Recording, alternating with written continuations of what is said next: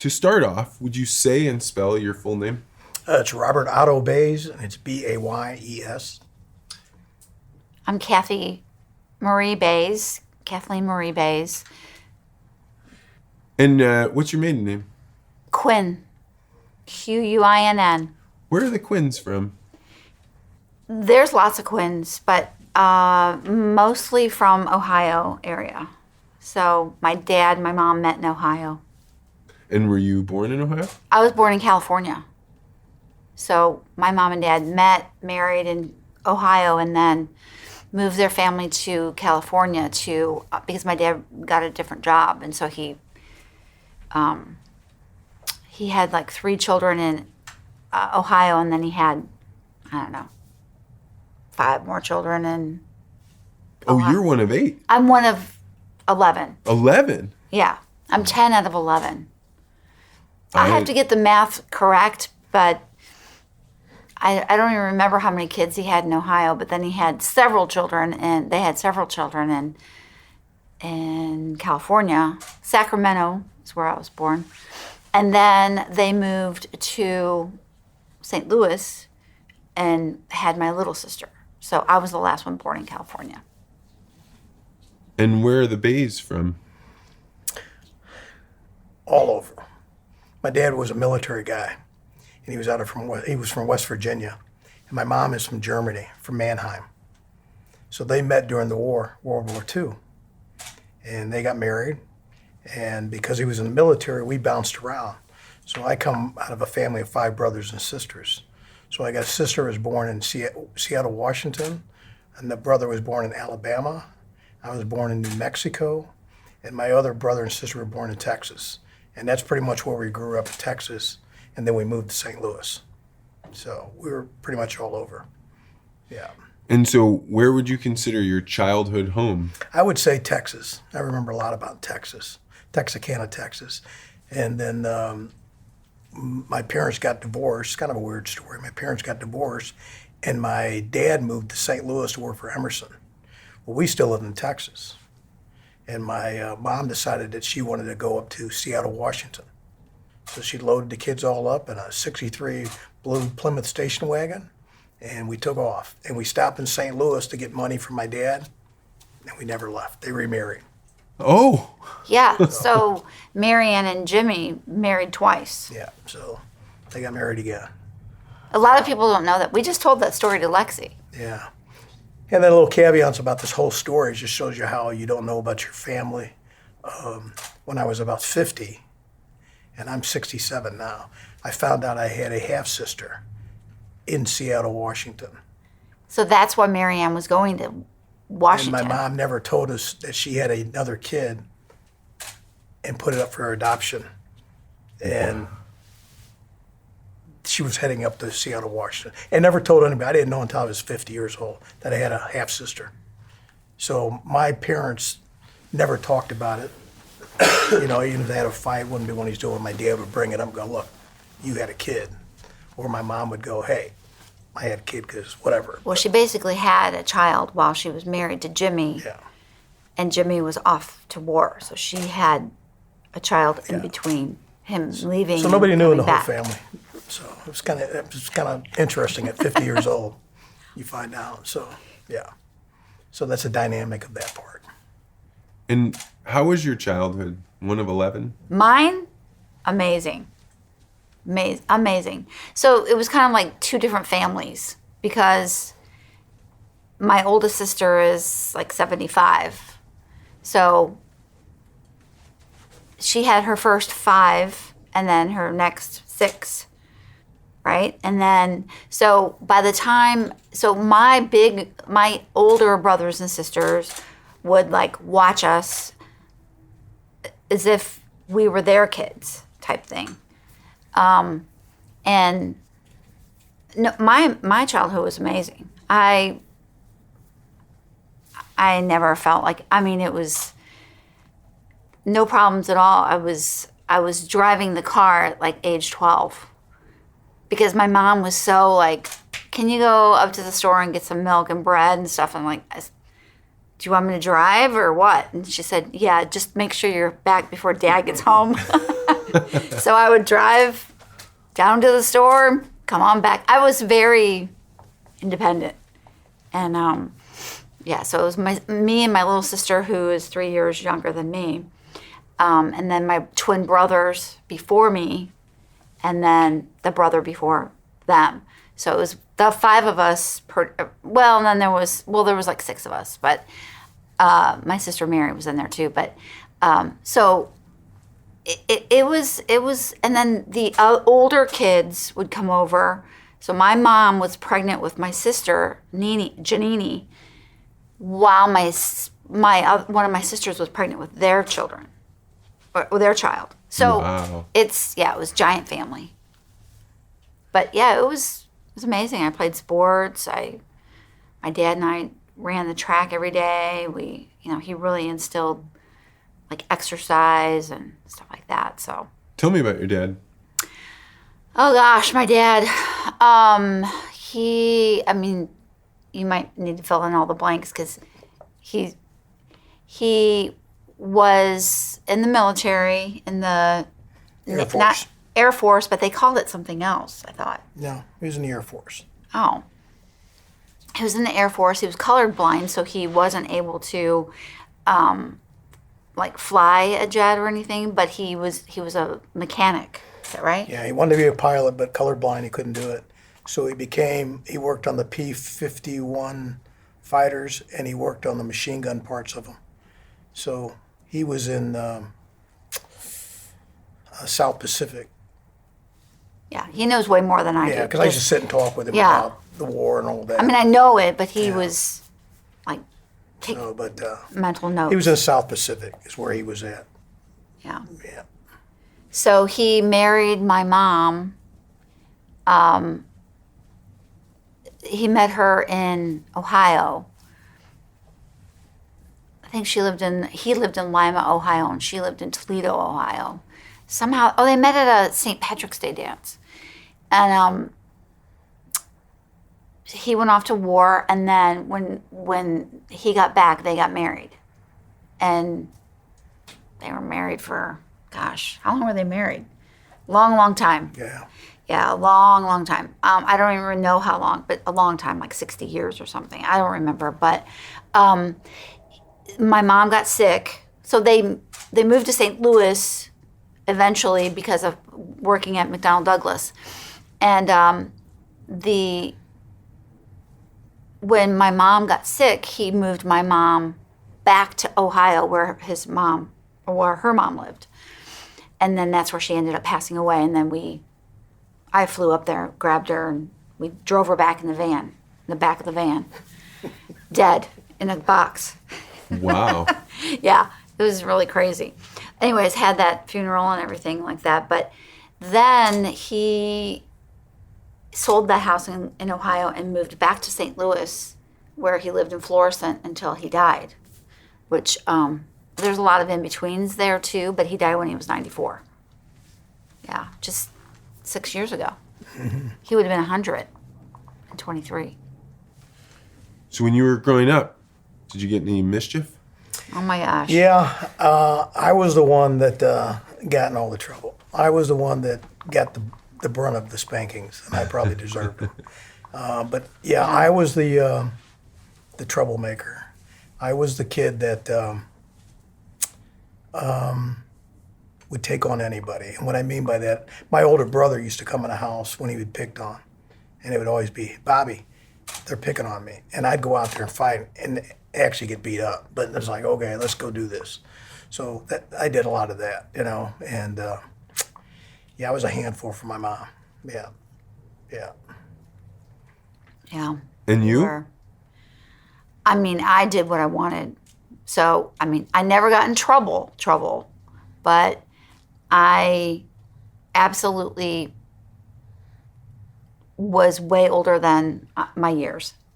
So, never got in trouble though. I was hanging out with my older sisters too, remember? So, Mary and Patty and Margaret and Nancy, I mean, they all, you know, they would let me smoke cigarettes. They would let me have boys over. You know, we just wouldn't tell mom and dad and stuff like that. But as far as being, I mean, I was a good kid, but I never got in big trouble. But my mom and dad I ran away once because I said, I'm like way too old for this stuff. And then my dad came over to my sister's house. I only just ran over to my sister's house. He came over, packed all my stuff, and took me back home because like I was too. Nancy didn't want me to live there. She just said, you can come in because, you know, you're my sister, but, you know, you really need to live at home. So, and, you know, nothing big. 11 kids. Were your parents religious? Catholic, yes. Very Catholic. So, yeah. And did they take you to church? Oh, yeah. We went to church whether we wanted to or not. And we went to Catholic school, too, for a while. And then we went to public school. But, yeah, we went to the neighborhood St. Dismas church and school for probably from the time I was in first grade till 8th grade, I think. And then I went over to public school, and that's where I thought I was too big for my britches. But were your parents religious? My mom was Catholic. I'm going to say my dad probably became Catholic because they got married in Germany. So I think he had to become Catholic if he was. I don't remember what denomination, but I think he was Catholic because they wouldn't let you marry in a Catholic church unless you were both Catholic. So, yeah. But no, we weren't forced to go to church like her, you know. You know, the funny thing is you sit here now talking to you and you think about some of the things that you've done in your life. And one of the things that surprises me is you don't realize you're broke. You know what I mean? Until you get older. oh yeah, that's I true. mean, you really don't. You know, because you live a life that your neighbors next door live. And they're the same level as you are when it comes to income and what you got. So as you look back at later in life, as you get older, you go, you know, we were kind of broke and didn't even know it, you know, but the life was good. You know, you go out and play until the street light came on, and then you'd come home, you know. Yeah. And mom would come out and yell, hey, it's time to eat, you know, and you'd My come mom home. would have a bell. You'd come Ding, home ding, and, you know, ding, ding. if you ate beans and cornbread or you had Ham just hocks, ham hocks, liver. it was great because you ate, you know, but you didn't know that you ate that a lot. Yeah. Because it was cheap food, you know. But you laugh about it now, but back then you didn't think about it. And my mom had a rule at our house, where you had to come home for dinner, and it was all set. Everybody sat down at the table, and you did have to ask to be excused afterwards. So, big dinners like spaghetti, anything stretchable like spaghetti and things like that. And then you had to be asked to be excused, and she had a chart a chore chart. So if it was your week for dishes and stuff, you had to do the dishes. And then we all had to make lunches too. We had a chart for that too, because we would line up all the sandwiches and put Twinkies and things like in the brown bags, and we had to have it all ready to go. Like assembly line, huh? Yeah, for the lunches the next day. But mom had it very organized. She was a very organized homemaker. Because she never worked. I mean, she tried working at Dairy Queen once, and she brought home all the mistakes, and we all loved it because they were like dilly bars and stuff. But she wasn't making any money, and pretty sure she was making mistakes just to bring them home. So, yeah, it was it was fun. As you were growing up, what did you imagine you would grow up to become? I think a veterinarian or a nurse, but you know, I really never thought about it too much. My dad was an engineer. My mom was a homemaker. I didn't even know if I really wanted to have kids. Not really, because I was way too busy, like, having fun. So, career-wise, yeah, I don't know. I think a veterinarian or a nurse, because I loved animals, or I still do. And I don't have any desire. I lost that desire to be a nurse. But I used to, we used to play, and I would make a nurse's hat, and put it on my head, and then we pretend like we were nurses and stuff. So. What did you want to be when you That's a grew great up? question, though. I've always wanted to be a policeman, far back as I could remember. I never thought of anything else. So if someone would say, when did you think about it? I couldn't tell you. It was that far back. And ultimately, I did become a policeman and ended up doing 40 years as a policeman. So I had fun, did a lot of stuff, very good career. It wasn't a career that I knew I was going to get rich from, but, it was something I loved to do, and I'd do it again. So, yeah. What was it like being married to a police officer? Oh, in my younger days, it was, I really thought that it was cool to be married to a policeman because, they have all that power and they carry a gun and they wear a uniform and, all that kind of stuff. So he was kind of looked good on my arm type thing. And so that was fun because he would pick me up in the police car and stuff like that. Take me to Denny's where we would get a free meal because he was a police officer. But the best part about it is, what kind of daddy he's been. Because, he worked a lot, but he was always there. Even if he was dead tired. So the girls, and he had a son. You probably know that. So I have a stepson, but I met him when he was 3. So the kids were always he's always been there for the kids. Just they were, and still are, his priority. So if you ask the girls, hopefully if you ask the girls, they've had a great childhood.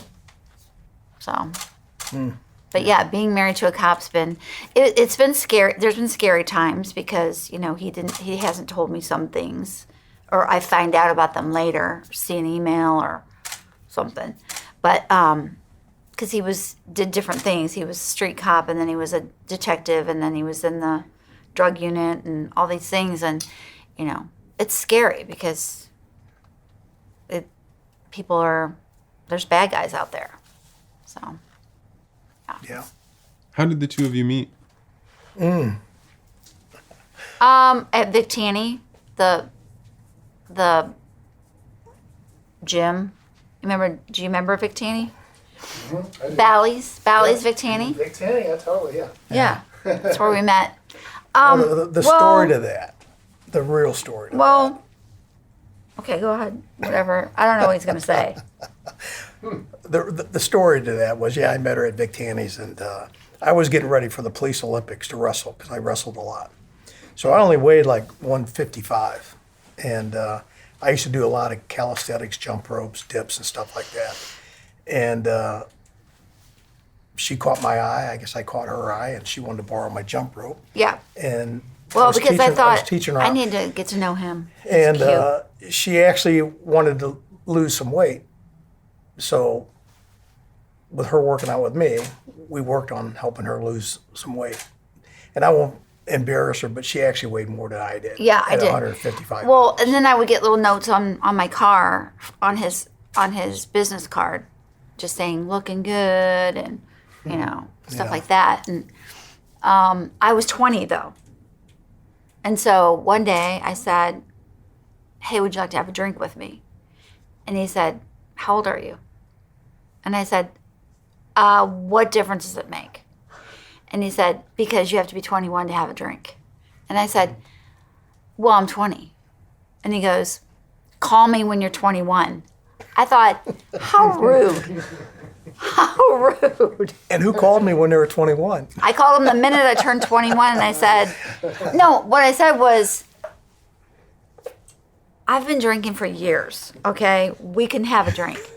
But I'm a cop, so I can't go out with an aged minor to have a drink. And I said, oh my gosh. All right, fine. I'll call you when I'm 21. And we did see each other a little bit at the gym, but So I called him, and we went to Bombay Bicycle Club. Yeah. We met at Bombay Bicycle Club for a drink. So we drank. The first happy hour, which was like Out of like 5 o'clock. Yeah, to 6. 5 to 6. And then they had And another then one at we 11 o'clock at stayed night. We were till still the there. second happy hour, which was like 10 to 11. We talked just about a lot of stuff. Just Yeah. good conversation. So Very enjoyable. We're going to jump way far. Your grandparents now. Yeah. What's it like to be a grandparent? Fantastic. fantastic. Fantastic. Oh, yeah. Yeah, they love Pawpaw a lot. They all do. I'm different than grandmas, Yeah. moms. Pawpaw's all about, let's see if we can do this. And let's see if we can get away with it. I mean, I give him a know what lot I of mean? dirty looks. So, a whole lot. Yeah, it's great. It really is great. And just watching them evolve and grow and learn is just, you try to give them everything you know and try to lead them on the right path. And you kind of see it and you're like, yeah, you're going to be a good kid. You're in the right path, Mm-hmm. you know? And you're there for I know she's there for nurturing. I have lots of routines. Yeah, I mean, yeah. I have I think I'm just like my mom, where everything. I mean, I'm a lot of fun, but I'm more the nurturing. And the the organizer. nurturer. So you're Pawpaw. What are you to the Grandma. grandma? Yeah, Or as a little one would say, Granny. yeah. They call me Granny. And what's fantastic about being a grandma? Oh gosh, just I don't know, because I mean, I know, but and I try to explain this to the girls sometimes, but when you're raising your own kids, you're always in a rush, and like you're trying to raise your kids, and you're also trying to go to work, and you're also trying to make a living, and you're trying to get all your bills paid, and you're trying to build your empire, whatever. When you're a grandma and a grandpa, you have all that. So you're real relaxed, and you're like, if they make a mess, it's like, it's a mess. Okay, let's go pick it up. Or, I mean, we are so much more relaxed now than, I see the girls, mostly Lexi, because Viv's too little still. But I see Lex getting herself so worked up over the littlest things. And I say to her, babe, that's not a big deal. I mean, so they're not taking a bath tonight. I mean, that's fine. We'll do it later. Or I don't know. What Yeah, pretty much. it's just more so laid back, different. It's so different. Let all the little things slide. I mean, we always say because we can give them back, Yeah. but honestly, they don't really want to leave. So I can't give them back because they don't really want to leave. They love our big house. There's lots of room, lots of space for, the Oculus and the Legos and whatever, the playroom. Playroom, the basement. Yeah. Yeah. We've always had a playroom, and it is a fantastic playroom. Toys that are 25 years old that look brand new. Yeah, we have a castle in our basement, and both of our daughters got that castle for Christmas one year, and they Yeah, played when they on were it. little, like And it's 5 still and 3. great shape, and now the grandkids will use it. So there's a lot of stuff that we held on to that they played with that we now start bringing out, and they're playing with it.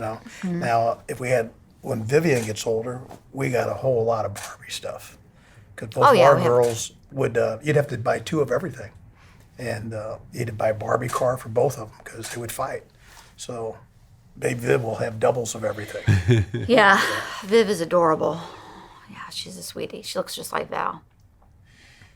So last question. Someday your grandchildren will be your age. What should they know about getting to where you're at in life? That's a good question. Live under your means for one thing, because we've always done that. Yeah. Don't mortgage yourself, too high, because you want to be able to have fun too. That's we've always done that. We've always told our girls that. Make sure Find you're, yourself a right partner. and Somebody yeah, that's really a soulmate that you can talk to and confide to, you know. And you know you're going to have fights. I mean, everybody has them. But at the end of the day, you're still, you know. Yeah, Jessica couple. was just asking me how long we've been married. We've been married 35 years. And I mean, it's not easy because there's ups and downs, right? Sometimes you don't like each other, sometimes you do. But you got to remember that you're partners. So, and Yeah. it's And it's been good. Don't sweat the little things. Just let them go. When you're younger, you do though. Yeah. You just have to make sure there's so many things that don't bother me that they used to. It's incredible. Yeah. So.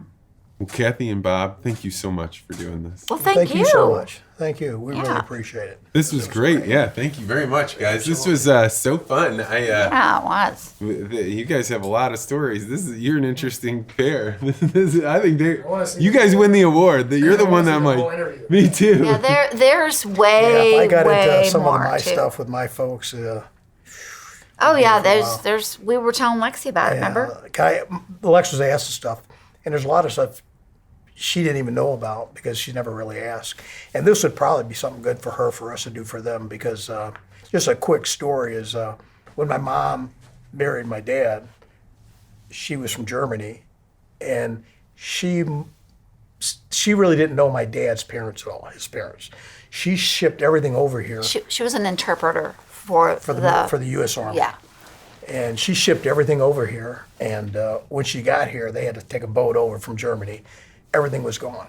My dad's folks had pilferage everything. She had nothing. They were from the hills of Virginia. And they were literally hillbillies. So everybody's name is Daryl. I mean, they really were like straight up hillbillies. And my mom went there one time with my oldest sister, and she didn't like the way that they were acting towards her. Yeah. You know, like Very rude. rude stuff. So my mom told my dad, I will never bring my kids, and she only had my sister, who was the oldest. She goes, I will never bring any of my kids back here again. Mm-hmm. I have no idea who my dad's side of the family is. If they walked in this room, I couldn't tell you. I don't know their names. I don't know nothing about them. My mom was adamant that nobody would ever have anything to do with my dad's side of the family, and she stuck to that. So when I was talking to my youngest daughter, I told her, I said, I couldn't tell you any of my dad's brothers or how many sisters, or I don't even know what their names were. Mm-hmm. So, yeah. As you tell that story and you look back on your life, what's the lesson out of that? Oh, wow.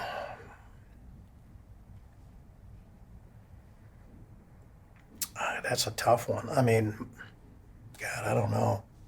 The lesson of your childhood is just. You know, I would say live in I don't the know the moment. way I look at it being a policeman. You got to draw the line. And even if it's family member, sometimes you got to draw a line that says, that's not a line you're going to cross with my family. And until you straighten up and get your act together in life, I don't need you part of my life, you know? And people kind of do that when you come across somebody that's negative. You know, you don't want negative people in your life because it just brings you down. But this was just a whole family, just family. Now, Marianne's family was. They knew Marianne's family from Germany. Yeah. So. And I think, you know, in that was good. hindsight, I think, and I'm just speculating, I'm thinking my mom thought, oh, look, there's this tall, black-haired GI guy that lives from America. I want to go to America and live the American dream. Not knowing she was marrying a guy that was from hillbilly land and had nothing. Mm-hmm. And I don't think she realized that until she got here, and then it was too late. Yeah.